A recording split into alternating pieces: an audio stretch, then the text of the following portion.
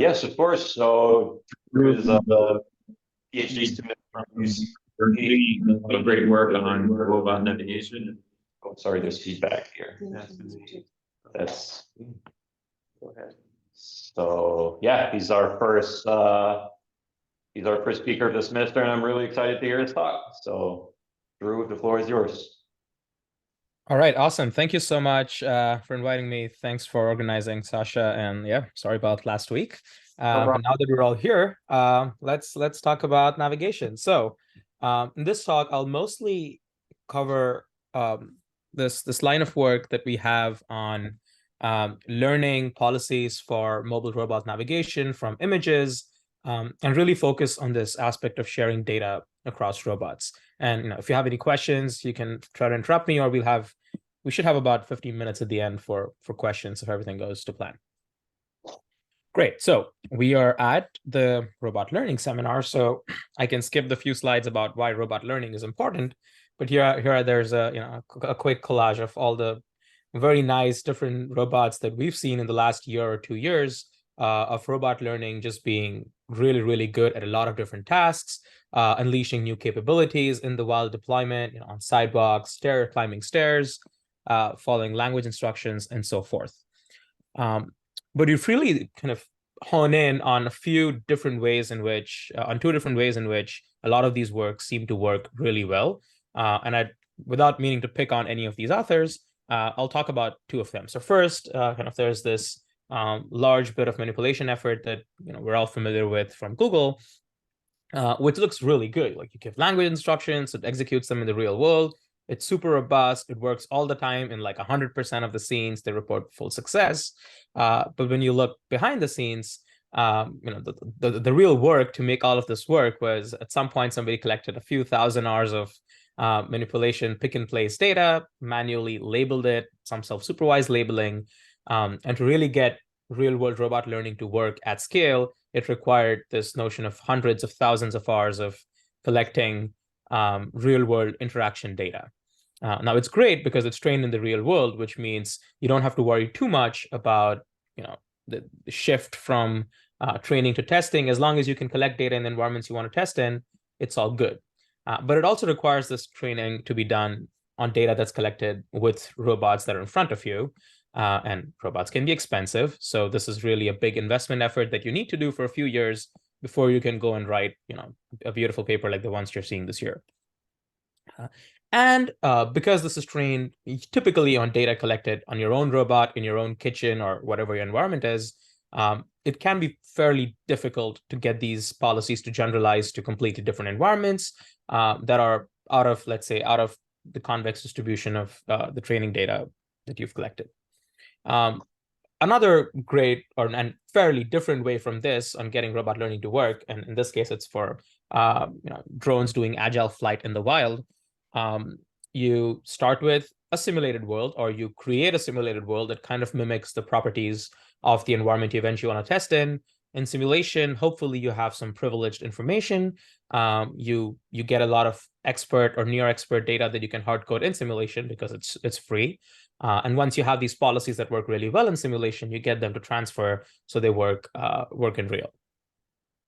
Now, simulation training, we won't get into why that may be a good or a bad thing, but it does have some benefits in terms of privileged information, no cost of data collection, and so forth. But modeling an environment in simulation can be hard. And any of you who've actually worked in sim to real transfer kind of know that before you can do any transfer to real world, you need to first do a real to sim transfer. So your simulation actually looks realistic, it's usable, it has the dynamics or perception that you care about.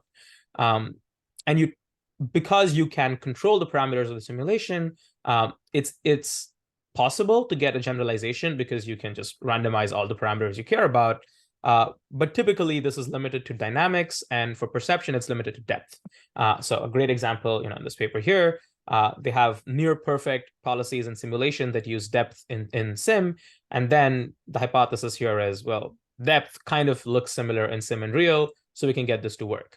But now, if there were more rich semantic cues that come from your RGB channels, well, we don't really know what the kind of trees are, what kind of street signs there are. In depth, you can't actually read what the street signs are.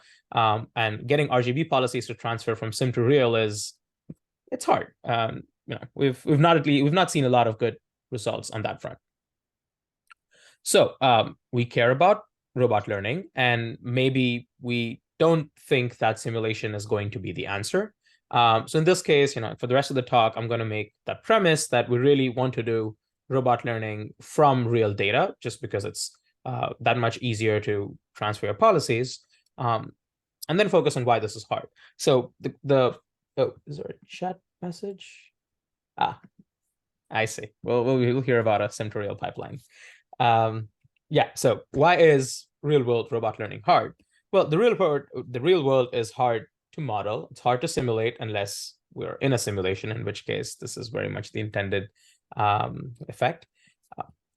But collecting data in the real world can be a very high barrier for entry. So if I start a new lab, I want to do robot learning research. If I need to collect tens or hundreds or 1,000 hours of data before I can actually go on and train policies that are useful for the rest of the community, that's a very high barrier for entry for other people to actually test out what the state of the field is and to start improving it. And it may outright be infeasible for many systems. So in this case, this is a millimeter scale drone that folks at MIT developed, which has a tiny processor and a tiny battery, which goes on for about 2 to 3 minutes of flight time. Now, it's great to have miniature drones, which can do a lot of inspection applications. But if you need to change your batteries every 2 minutes, every 3 minutes, you're never going to reach that scale of data, even if you had infinite money. It would just take many, many months of sad undergrad and grad student time before you can get to a point where you have useful data collected. And lastly, typically the way that I showed in the previous slide and many other works, the learned policies tend to be very fragile on their training distribution. So if you have perception in a particular lab, or you have simulated in a certain way, they only tend to generalize as much as your individual components do generalize, and as long as your data generalizes. So your dynamics can easily go out of hand, your perception can look out of hand, and then things are out of distribution, policy breaks. And in this talk, I want to propose that we don't need to look too far for a solution for all of these problems.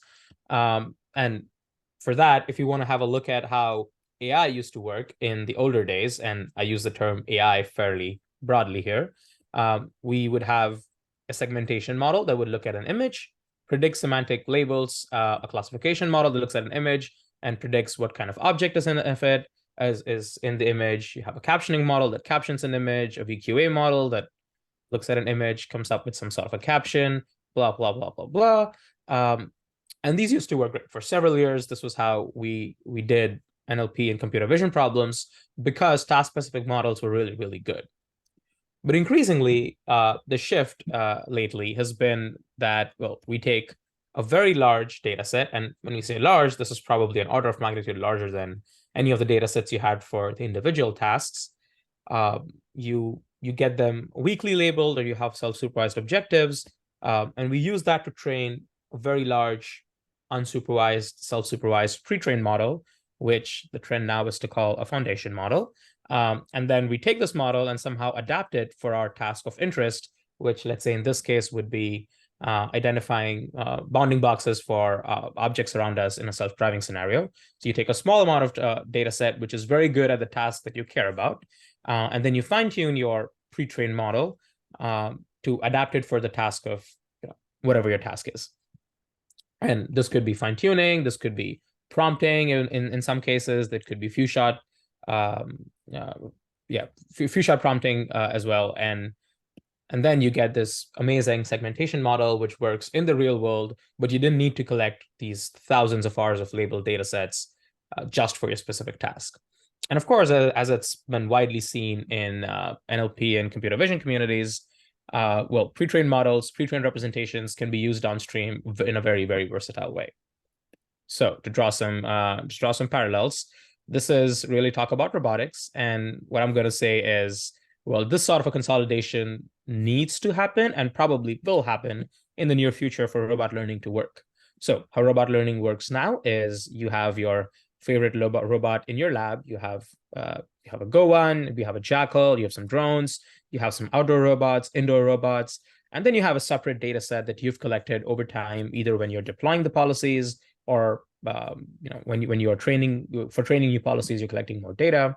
And just as before, this data is really good at the task that you want to solve, but it's not necessarily good for other tasks because it's very specific to your robot. So perhaps in the future, we might be in this era where we have large amounts of unlabeled sources of data, and this could be robotic data, this could be YouTube videos, this could be head-mounted cameras with people walking around, and any other sources of internet data, images, text, whatever.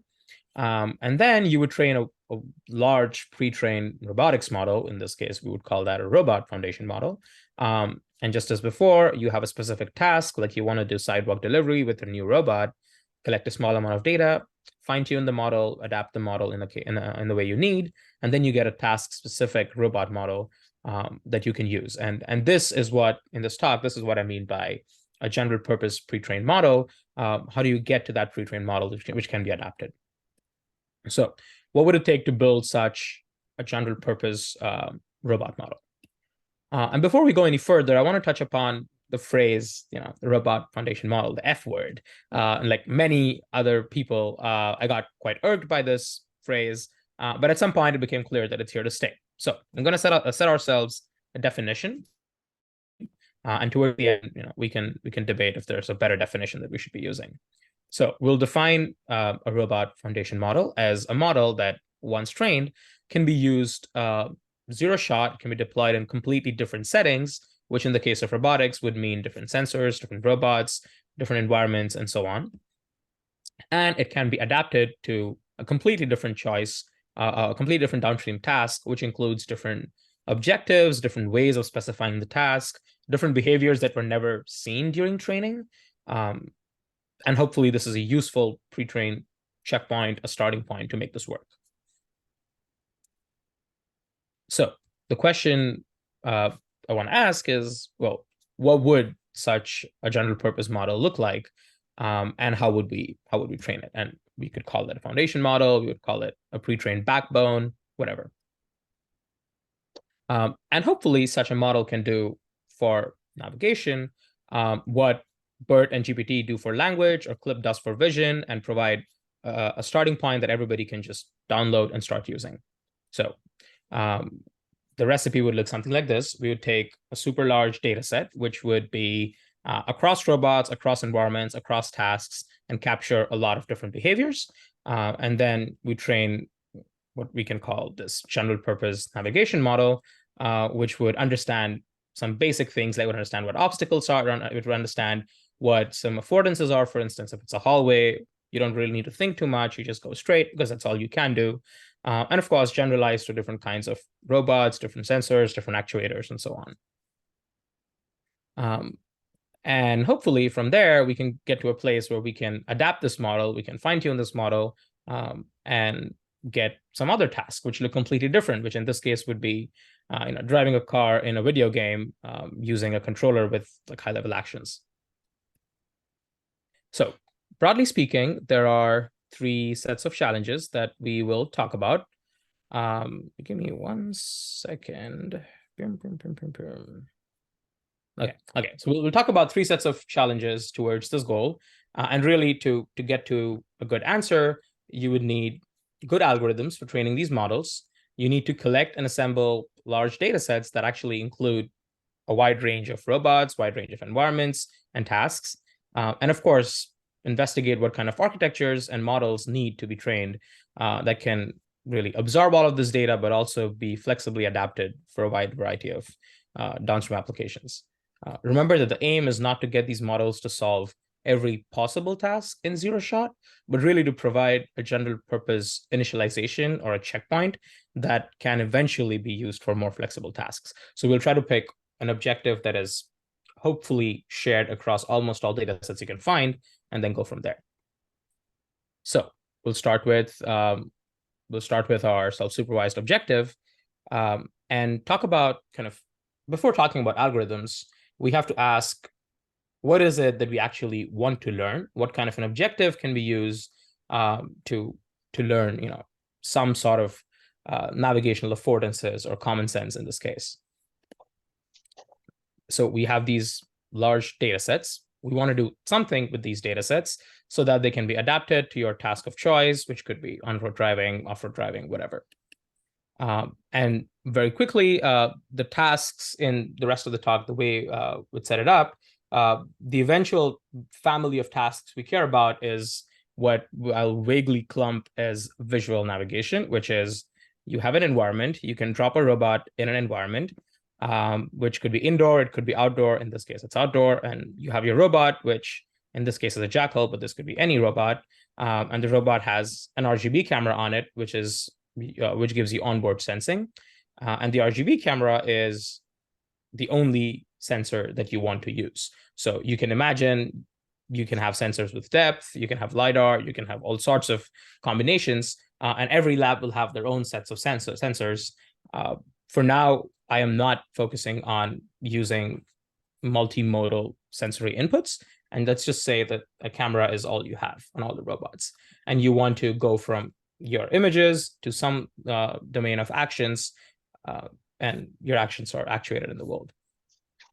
And the tasks can be specified as a goal image, which could be an object or a place you want to reach. It could just be you want to go explore, or there could be language instructions, or there can be a trajectory that you want to follow, whatever it is. But the shared kind of the shared setup in all this whole family of tasks we'll talk about is this notion of there's an egocentric RGB camera. That's the only sensor you have, and you want to go from RGB to control. And to start thinking about what this objective can be, we'll just look at what other people do and then copy it over. So if you look at in the NLP domain, you have BERT, which is this model which is great for fine-tuning to a wide variety of tasks. And the way it trains is it masks out tokens and sentences and then predicts the tokens that are missing, the masked out tokens. So it fills in the missing tokens. Similarly, GPT-like models use next token prediction. So you have sequences, you mask out the second half of the sequences, and then you want to predict the future sequence given the past sequence. And something like SimClear for images, which uses contrastive learning to predict representations of transformations of the same image. So really, there's this trend of you want to create problems that look like fill in the blanks, where you take your current thing, you transform it into an obscure representation, and then you want to predict something from that same representation. And this is great because you don't require a lot of strong supervision, like classes, labels, segmentation boxes, whatever. And it allows you to use as much data as there is available. So we'll apply the same idea to navigation. And we can say that, well, let's take all of the navigation data that we have and then remove some piece of it, and then try to train a model that can predict the missing piece. So in this case, we could remove parts of the actual trajectories, like the images in the way, and do fill in the blanks with generative images. But that seems a little overkill. Like it would need you to model a lot of extraneous things, such as the object that was on the table when you were walking past it to go to the door, which you don't really need. So here's a proposal for one such fill in the blank task that we could set up in a navigation trajectory. So again, we have a trajectory. The trajectory is a bunch of images, and their poses are a local estimate of the odometry, which you're using to model the trajectory. So you have your current observations, which is a bunch of images from the current and past time steps. You have a goal observation, which in this case could be images that you have of the goal. And given those images, you want to predict the actions that the robot took in the data set to go from the current observation to a goal. And you want to predict the number of time steps between them. So the time steps is really a free, it's a free label, which is always present. If you have a video, you take 2 frames, you can always tell how far apart they are. So you're forcing the model to predict both actions as well as how far apart the future goal observation is compared to the current one. And that really forces you to figure out if you saw certain things before, or you think they're reachable, and predict the relative pose between two images, because you want to establish correspondence. And if you're familiar with reinforcement learning, you also recognize that this notion of temporal distances is pretty closely related to the notion of value functions. So these prediction problems, in a sense, map what you readily want to actor-critic algorithms. So you have a future observation. You take your future observation, which describes your goal, and then looking at your current task, you want to figure out where the future observation is with respect to the goal. This is, well, I would say that's a fairly general objective, in that it would allow you to use any amount of navigation data that you have lying around, as long as you have a trajectory of images and poses or actions, you can use this. And because you're modeling actions from collision-free trajectories, it has an implicit bias of the data always capturing collision avoidance behaviors. All right, so let's talk about how we use a policy like this. So we take, the problem setting is for the first project, when we started working with these kind of models, there wasn't a lot of heterogeneous robots to go from. This is just talking about what the model looks like and what kind of tasks you can set up with it. So you want to drop a robot in an environment. The robot has an egocentric camera, and then you have a goal, which is specified by an image. So this could be a landmark, like the image of a door or something, so forth. So in this case, you have a goal observation that is taken somewhere in the environment, and then the robot predicts a bunch of actions that take you to the goal.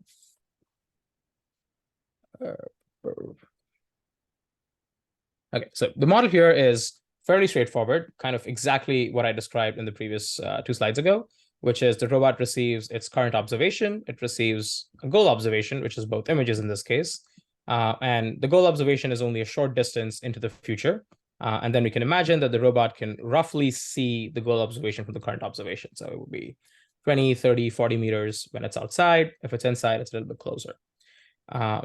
And then the model predicts the number of time steps between the start image and the goal image, which is present in the training data, as well as the current action taken at the current image. Now, this only provides you with short horizon navigation policies, something on the order of 20 to 40 meters. And to enable the robot to navigate further away, what we do is we employ a topological map, so that the idea is whatever other experience that we've had in this environment in the past, you can take all of the images in the environment, you can ground them using your distance function, so you have an estimate of how far away these images are from each other. And then you build a topological graph where you have observations stored in nodes, and you have a rough connectivity in the environment. The distance between pairs of images, which is temporal in this case. So when you go to an environment, you have some experience, you build a graph. If I give you a goal image, you localize your goal image to some portion of the environment.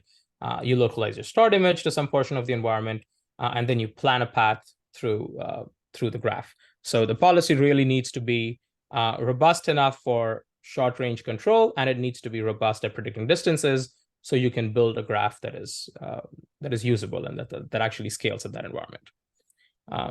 And again, as a brief kind of prelude to what's about to come, the training of this model initially, we didn't actually have a lot of data. So what we did is we took data from a previous project, which was by Greg in our lab.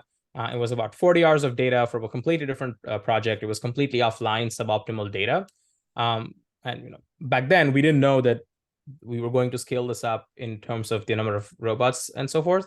But this was really an early sign that even suboptimal data, when paired with a graph-based navigation system, can really scale to long distances.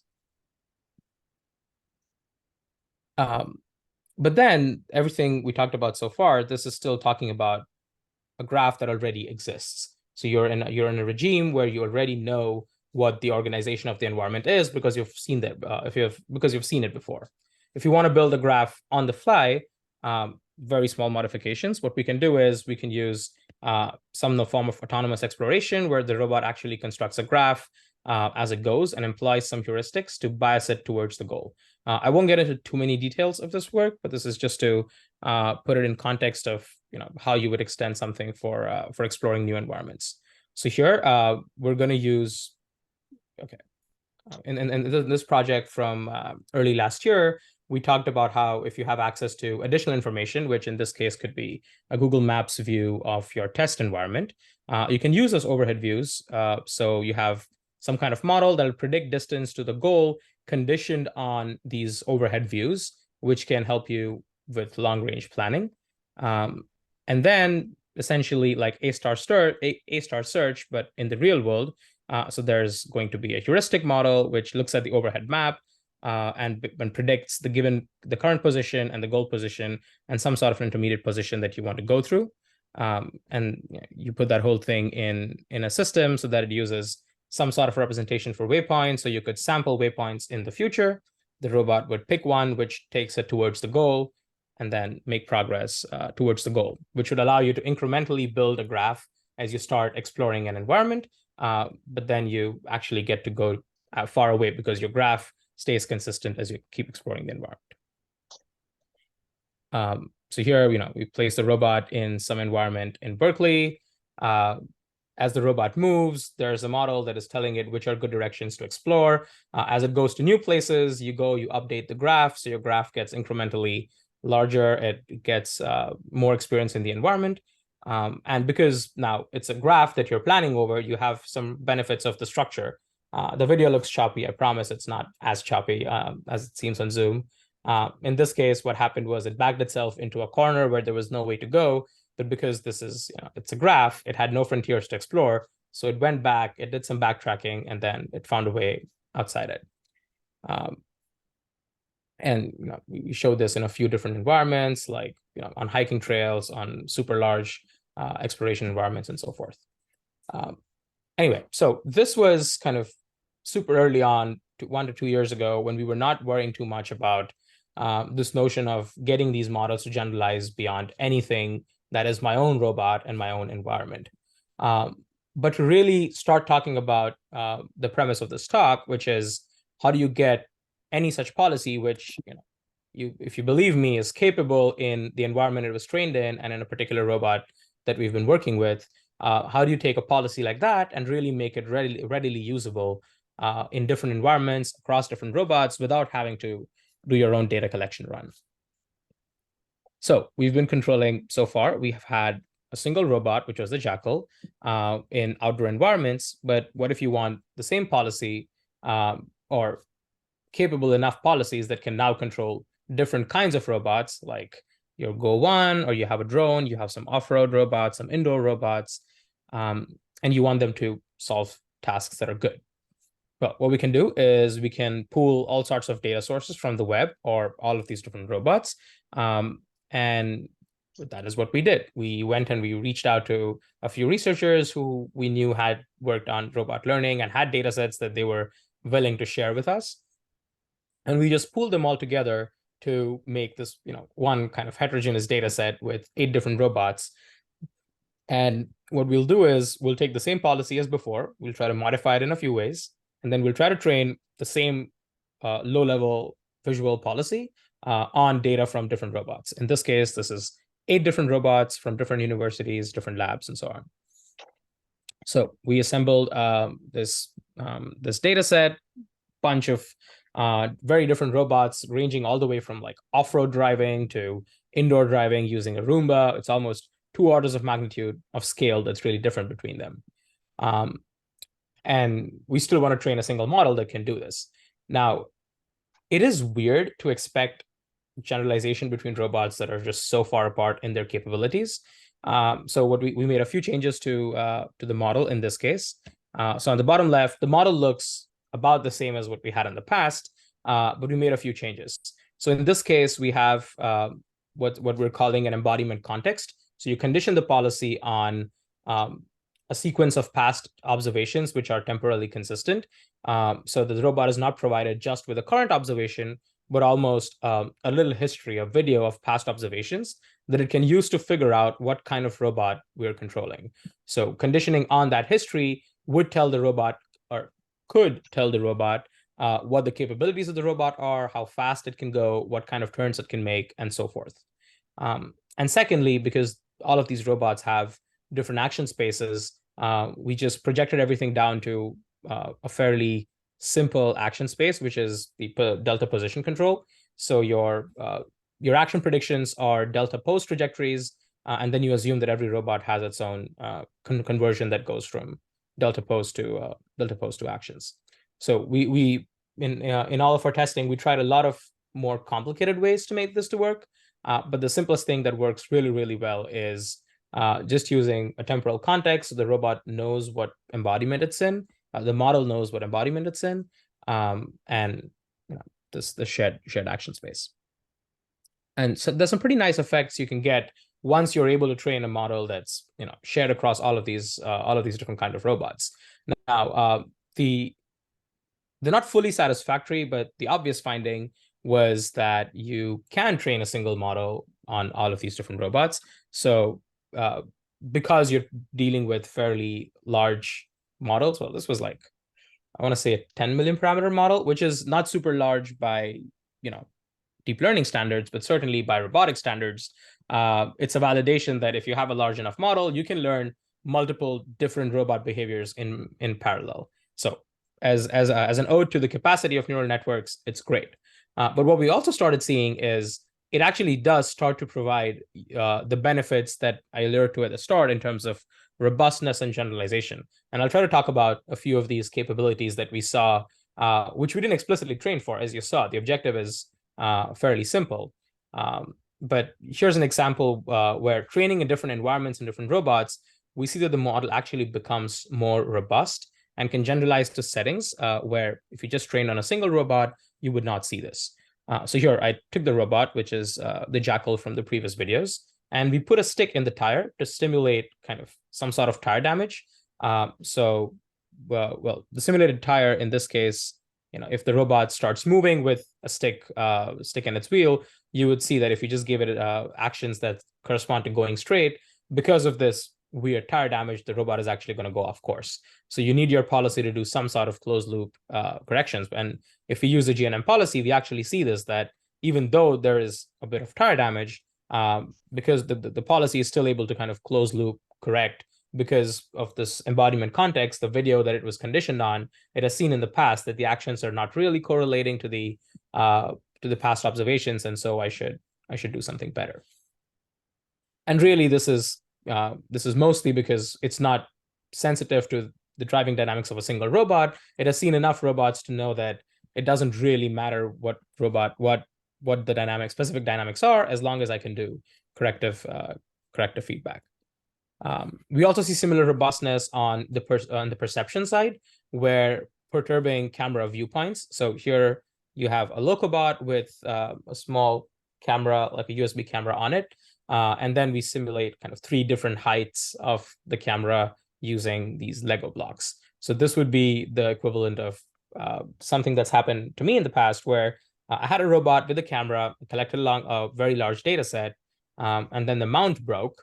And when I tried to reattach the mount, I didn't take measurements the first time. So all of the data that I had collected from a few months of research, it just led to policies that wouldn't generalize to very, very minor perturbations in pose. So what this is kind of hopefully showing is, if you have a robot with different camera heights, you actually see that the viewpoints of the cameras are fairly different. So if I gave it a previous graph that was collected in this environment from an invalid camera height, we found the single robot policies to really fail at generalizing in this setting.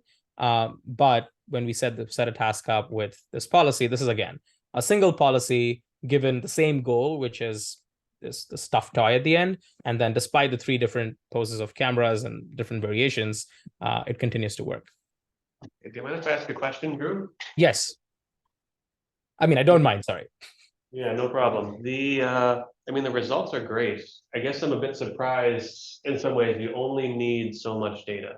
Like if you've got 3 different viewpoints here for the camera, or like you've got a lot of data, but I might consider you've only got 6 different robots, and you seem to get pretty good generalization even when you stick a twig or a branch in one of the tires.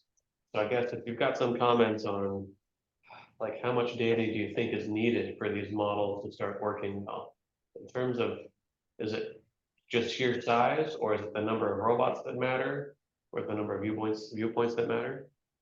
Yeah, I think that's a great question. I think it's it's always weird to quantify the shape and the size and diversity of of data sets with robots, and this is something we've been struggling with. So when I say it is 8 data sets or 6 robots or 8 robots, uh, each of these data sets already have a bunch of diversity. So I can speak for the ones that we sourced from Berkeley. So one of the data sets that we sourced was over 12 months of the jackal driving in about 15 different environments, and just the process of everything that goes wrong in 12 months of research. So in the same data set, the camera was actually placed in a few different places because, like I mentioned, the mount broke. So now, if I was doing the thing that the principled way of measuring counting the number of data sets, which people do in manipulation, that data set alone would probably count for like 10 different environments with 4 or 5 different robot morphologies, because we had a few different cameras, heights, the camera actually changed at some point. So when I say 8 robots and 8 data sets, it's really a lot of diversity that is not captured by these numbers. But to answer kind of the underlying question, which is which number matters more, I think it really does come down to diversity in terms of visual appearances. I don't think we actually deal with dynamics specifically, as you noted. The predictions, they're in waypoint space, so we're not actually doing any agile behaviors. We're not trying to learn any agile behaviors across robots, because that would be a very robot specific thing. So in terms of perceptual diversity and things like uh, avoiding obstacles, which in RGB are sometimes hard to find, it really is about just seeing as many different obstacles and as many different environments as possible. Mhm. Okay, thank you. I have a question as well. Mhm. So, can you hear me? Yes. Yeah. So yeah, it does seem like a lot of this robustness comes from the fact that all these different robots, all these different data sets have like essentially different viewpoints for the camera, and they're in a lot of different settings. So if you look at it that way, we don't maybe necessarily need robot data. We can just like have cameras in front of humans and just walk, right? Humans, we move around a lot and we avoid obstacles. So even those should then just work. And I guess that would be a lot easier to collect large scale, right? For sure, yeah. That's a great observation. So I think over time I have come to agree with this, which is the most challenging part really is uh, generalizing with enough perceptual diversity. And again, you don't actually need to do the experiment you mentioned. If you go to YouTube and you search for egocentric videos, people film themselves doing lots of weird shit. Um, Also, Ego 4D, which already has like several thousands of videos of the camera mounted on the human's head. And in terms of just getting consistent feeds which have egocentric consistency, that is actually pretty easy. And this will at least let you train the temporal distance head, which I talked about before, which is a lot of things. And then for the robot specific stuff, which is control, you probably need a smaller amount of robot data to fine tune so that that remains consistent. I do agree. Towards the end, and actually I won't touch this at all in this talk, but something we have been trying in a different project, where we were trying to see if we're just training policies for social navigation, where you want the whatever data set that you collect, you want it to have represent some sort of compliant social behavior. And we did find that the way other humans behave around me, if I have a camera on my head, is very different from what they would behave if I had a robot with a camera on its head and it's autonomously exploring. So there is some value in robot data, uh, just not for the fairly simple generalization examples I'm showing right now. Okay. So like, do you have like maybe some example or some insight of like what kind of settings that the way humans interact with robots or something would make a difference? Because I guess it wouldn't make a difference for like collision avoidance tasks, like just navigation.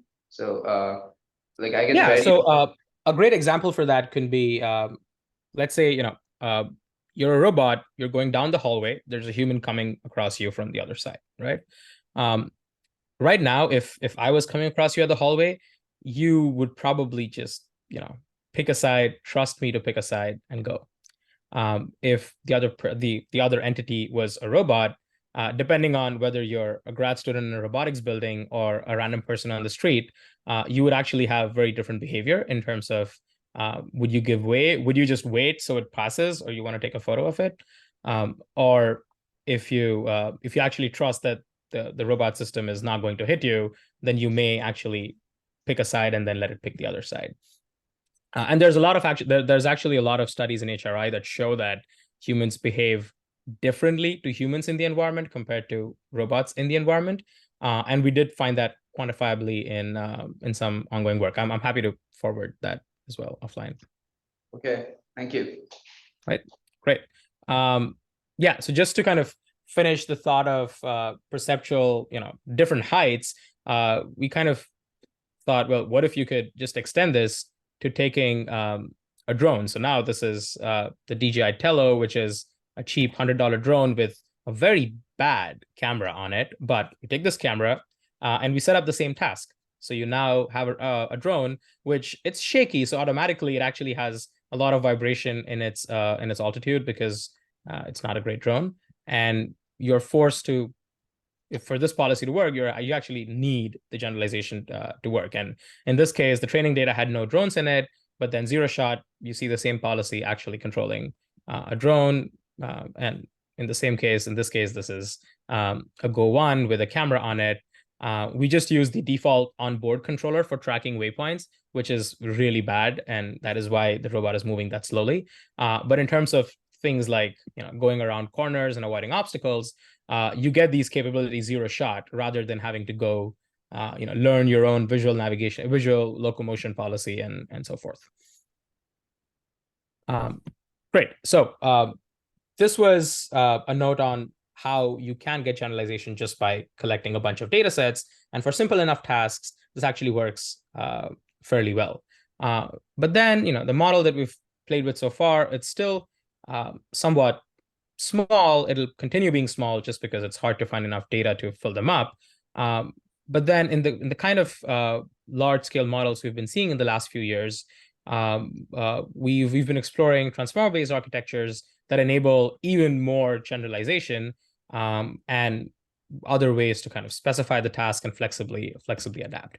So if we take the GNM-like model that I've been talking about, and you treat it as a black box, the best way to get a larger model is just to make a bigger black box. And that's what we did. So this new paper, which will appear at Coral this year, called WINT, or the Visual Navigation Transformer, it uses larger visual encoders and then a self-attention mechanism for better attending to past history. So we talked about how you have this temporal context, which captures some notion of the past history of the robot in the environment. You now have a transformer decoder that is doing this attention over past features. And just it can, of course, do the same fine-tuning things that we can talk about, and the zero-shot generalization things we can talk about. But it also allows a lot of the flexible ways to adapt the models that transformers have been used in the past. And we have a lot of videos and experiments in the paper, which I don't want to get too much in the interest of time. But all of the things that we talked about in the past, if you change the policy, you can do the same things now with a different policy. And if the policy is better, the overall task tends to work better, and because of generalization. And then you could do some flexible conditioning. So before we just talked about image goals. Now you can talk about what if your goal was actually given by a position rather than an image. In this case, the robot started at the same place. It's given two different locations, and then it ends up taking two different paths in an unseen environment. This is the exploration setting. Another very interesting kind of behavior which we didn't train for, but we found in this model is it not only avoids static obstacles, but also in some sense dynamic obstacles. So here again, the goal, it's an unseen environment. The goal is to go straight, but then there's these people, unfriendly undergrads who are obstructing the robot's path, and then the robot kind of preempts the behavior, tries to go on the side, makes a detour, does some corrective behavior, and then goes back. And the same thing continues. You can deploy zero shot just like before. This is a go one on some pavement outside, and it continues doing collision avoidance and going to goals and so forth. And unsurprisingly, going with larger models, it gives you some of the benefits that you expect with larger models. So larger models, I won't focus on the numbers, but they generalize better, they fine tune better, all of the usual stuff. And in the spirit of kind of this foundation model word I used before, there's the classic way of using the base model, which is you get new data, you fine tune it for your robot, and then it does better at the tasks you care about. But a few different ways we've also found this to work is we actually found that even though this is a very small model, you can apply tricks like prompt tuning with this architecture. So you can take a goal prompt, fine tune just the goal prompt, leave the rest of the model same. And then instead of images, you can now control the robot with a video game controller, for instance. And in another paper, we focused on how you can change the objective completely. So you take this pre-trained model, which is trained with BC, and then you fine tune it with RL. And it's a great starting point because it already has some zero shot behavior like obstacle avoidance. So it gets better at the task, which in this case is aggressive outdoor driving. We're very much on time, so I'll skip to the summary section, which is the different features that we've kind of talked about, and then we can go into the details as questions arise. So robustness to degradations, perception, dynamics, as we talked about. All the videos that you've seen, at least in individual sections, it was always a single policy. So this is not a policy that's trained for different tasks. It's the same policy controlling multiple different robots and generalizing to all of these different robots in different environments. And you can do adaptation. And I put a definition for these for the two things that I think we need if you want to call something a foundation model. So we talked about the adaptation aspect, of course, in which you can adapt in different ways. But I think a very interesting other aspect, which I'm very excited about, is this notion of how much can you provide a zero-shot model that actually works for other people out of the box. And I encourage you, if anyone here is interested, to try it out as well. So this is somebody downloading the model from GitHub, the model checkpoint code, whatever, and then deploying it here. There's a robot in Finland, there's a robot in Estonia. Somebody tried this in Princeton on a Crazy Fly, which is one of those super small drones. And it's avoiding obstacles out of the box. It's going through fields, like an open grassy field in the middle and so on. And this is really cool to me because we're now talking about a way of doing robot learning that machine learners have always had, which is somebody just goes to a GitHub, downloads code, puts it on their robot, and it does something reasonable. It's not going to completely solve their task and obviate any other research, but it is in this place where you can still take this model, you can fine tune it with a small amount of data, and now the amount of data it takes to get a good model is about 20 minutes of data and fine tuning this checkpoint, rather than several hours of data collection that you want to go from the start. So that's kind of all I had on the technical side. I wanted to quickly mention a few directions that I didn't touch in this talk, but if anyone has questions, we can actually talk about them. So one of the things I touched on was this real-world RL fine-tuning in about 10 to 15 minutes of real-world experience, where you can now start getting these aggressive driving policies in the real world from images super fast because you have a good pre-trained checkpoint.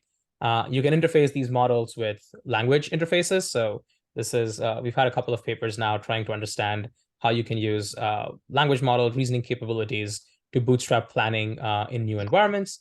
And lastly was actually the paper that I don't know who it was, but somebody asked a question about where it makes sense to have more robot data. And we had this, we have this ongoing work which is under submission about how collecting robot data and fine-tuning on human robot data can again lead to nice socially compliant policies, starting with the same checkpoint.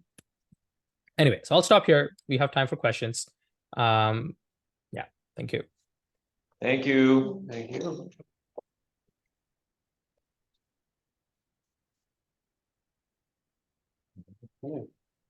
Questions? Yeah. What about different modalities, like using SLAM or audio or like text to video, ego-centric description? Yeah, great. That's a great question that I never have a good answer for.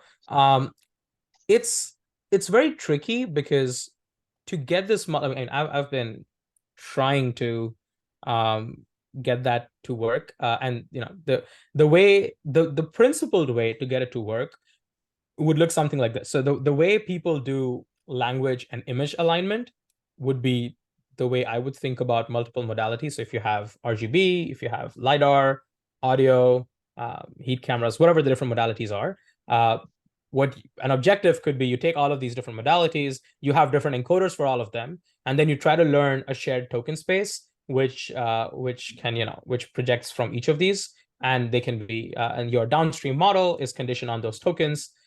So, you know, the model is almost agnostic to which modality you go in.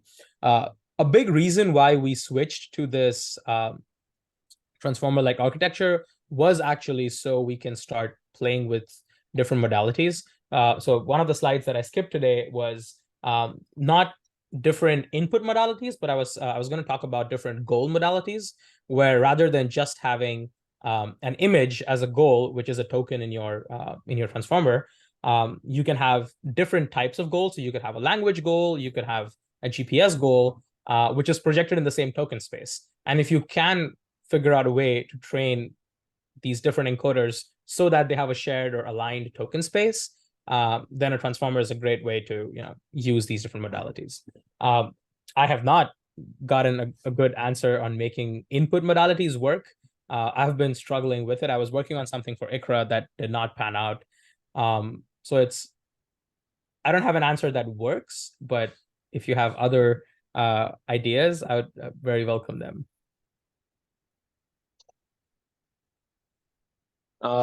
Maybe a quick question. I should double check before. So does Vint and GNM still use a topological graph for kind of the high level planning part? Yes, it is still with a high level topological graph. I want to know going forward, I've used them, I've written papers around them, and I want to hear your opinion. Do you feel that going forward, this is kind of the right representation for large environments? Because I find them somewhat inconvenient to use. You kind of need to run a number of heuristics to keep their size manageable. It's not also clear how you can update them when the environment changes, that kind of stuff. So yeah, just want to have your thoughts on this. Yeah, that's a great question. And I mean, I've read your papers with topological graphs, and I think everyone who's worked with graphs hates them. But also everyone who's worked with 2D semantic maps hates them. So in some sense, the shared problem is we don't have a good answer for what's something that scales very well. So I'll answer this in two ways. One, limitations of graphs. There are many. You pointed out some of them already. Further, kind of, I think if your distance estimates are wrong, the graph starts breaking, which is not good. You can actually have wormholes, which is not good. But in some sense, under the assumptions of not having global localization, a topological graph might be the best you can do. If you have perfect pose estimates and depth, then why would you not build a dense 2D or 3D map, right? Yeah. A good answer for why would you not do that is, well, dynamic objects. It's very hard to update dense maps and all of the things that come with it. But really, the case where a graph makes a lot of sense is where you trust your policy more than you trust localization. So if my graph is sparse and my policy is capable enough that it can go between any two nodes in a graph, then I would still feel okay using a graph. Although the best case scenario is really, you know, the LSTM like architecture where you just have an implicit memory, infinite memory. You collect data, your memory does automatic shortcutting and organization inside of it. But that doesn't exist. So the graphs are a marriage of convenience when you don't have localization, and it's very easy to. It's not. I don't think it's a very artificial setup. Like if you're inside your lab, we tried to do a paper without using graphs, and we now have 35 QR codes like AR markers in different walls in our building, because the only way to get anything other than graphs working was to have really good pose localization. Right. And you don't want to have too many AR markers unless you're in a Boston Dynamics video where you have other cool things to show.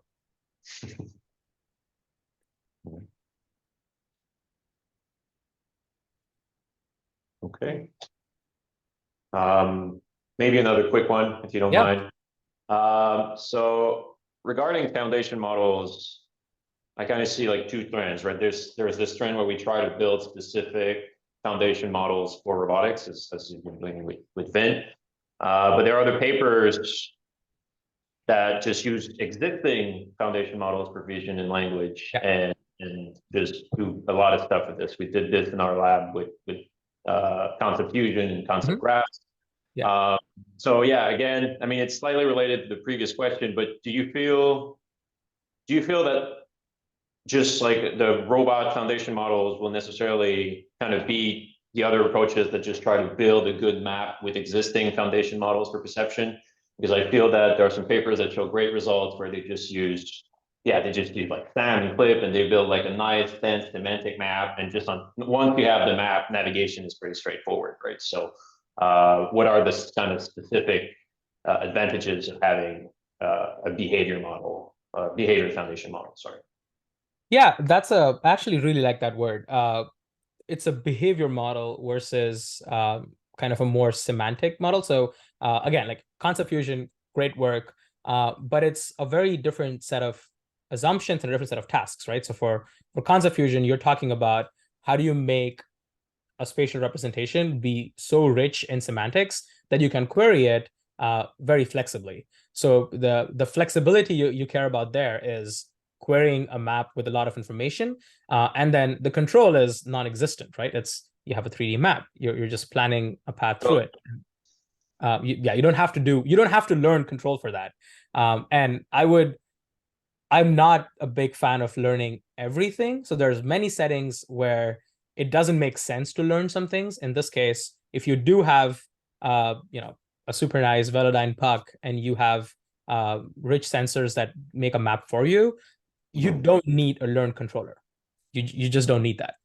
And in that case, I think when your objectives are on really rich querying and storing information, it makes a lot of sense to use these good perception models because they're really good. Like SAM right now, CLIP a few years ago, like really, really good models, which are good at reasoning at a high level. In fact, I think we had this paper called LMNav, which I quickly talked about in the middle, which is again, like use your LLMs, use your CLIP to do a lot of the reasoning. And ignore the control aspect. You don't want to learn the whole thing end to end. End-to-end learning with language makes almost no sense. But if you're in settings, tiny robots or indoor robots, where you don't have this kind of map, behavior models, like you mentioned, kind of make more sense when the control is the question. I think in navigation, there's very, very small places where you actually need learned controllers. But in a lot of other domains, like dexterous manipulation and doing like bimanual grasping, it still makes a lot of sense to do your learned controllers. And we're exploring some ongoing work where this idea of like cross embodiment training actually does apply to many of the other robots as well. And navigation would just be a first foray into trying it out. Okay. I have one more question, which I guess. Yeah, go ahead. Yeah. So like, so this is like, so when you talk about robot foundation model, for navigation tasks, there's this, I guess, really nice, these objectives that you can have. In general, I guess for robotics, do you have any, I guess, idea what could be done with like manipulation and these other kinds of tasks which are not really navigation? Like, would they require their own data sets? Is there any way to leverage these data to like, I don't know, learn something about, I guess the physical world that allows some kind of transfer, like a global, kind of model? Yeah, these are great two great prompts for future, or not future, I shouldn't say future, I should say ongoing. So two answers for that. One, there should be a paper coming out from, like, it's an inter-university collaboration coming out next week, which talks about just sharing data for manipulation. Again, you have shoulder cams, wrist cams, and just training a super large, similar 50 million parameter model that shares data across hundreds of robots across 10, 20 different labs that do pick and place style manipulation. And that you see similar trends of cross embodiment transfer helping there. So that's something you should look out for. But I really like the other one you mentioned, which is really across all control tasks. Like, is there a shared prior? Is there some shared information that completely different robots, different morphologies can actually help each other? And this is something I'm very, very interested in ongoing work. So we are trying to train policies that can actually share representations across very different embodiments. So one of the things that we've been seeing is, well, we saw that drones and 2D navigation kind of works. We're now seeing, like, if you have wrist-mounted pick and place, which is another wrist-mounted cameras for manipulation, very it's an up-and-coming modality, but it's very hard because you don't have a lot of wrist-mounted data because most people work on third-person manipulation data, and we've been seeing that you can actually share representations between egocentric navigation and egocentric manipulation, and they actually do help out each other in generalization, and presumably egocentric manipulation and third-person manipulation also share representations because they represent similar trajectories. So there may exist a world where manipulation and navigation and drone flying all share representations, not necessarily the same policy, although maybe, I don't know, we're still trying.